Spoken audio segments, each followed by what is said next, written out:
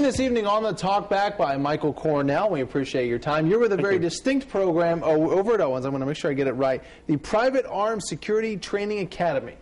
For people that don't know what that is, tell us what it is. The Private Armed Security Academy is an OPATA, or Ohio Police Officer Training Academy, sanctioned academy for private security.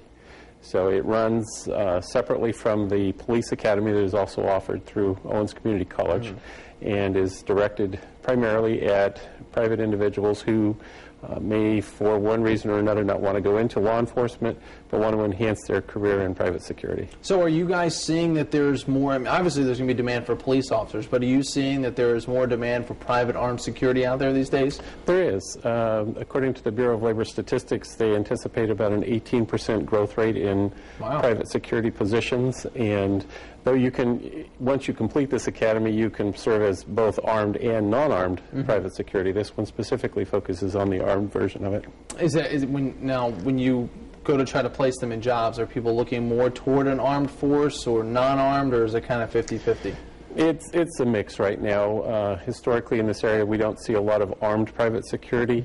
And talking to some of the businesses out there that use security, they say that by and large, the reason they haven't done that is that there really hasn't been a standardized training program for the armed version of the private security. And now, will you be offering a standardized training program? Is that what you're going for? Absolutely. This academy is based on the Ohio standards from the Police Officer Training Academy, and they are the sanctioning body behind it. So it has a little bit of police backing to it, but you wouldn't take one of these guys and put them on a police force. They need to go to the separate Owens class, and that's a pretty popular one too, I imagine. Correct. The Police Academy at Owens has a lengthy wait list.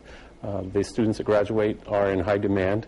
The difference, just to give you an idea, the difference in the academy is the law enforcement academy is 7 months in length, and the armed private security is 7 weeks. Okay. What are business owners telling you? Are they telling you that they're worried about cuts in police forces, so they need to kind of do their own thing when it comes to security, or what's the reason for maybe more of a demand? Not so much in a concern about cuts in law enforcement. Their focus is more in the traditional areas that you would see private security in anyway, and you know, whether it's critical infrastructure, power plants, that kind of thing.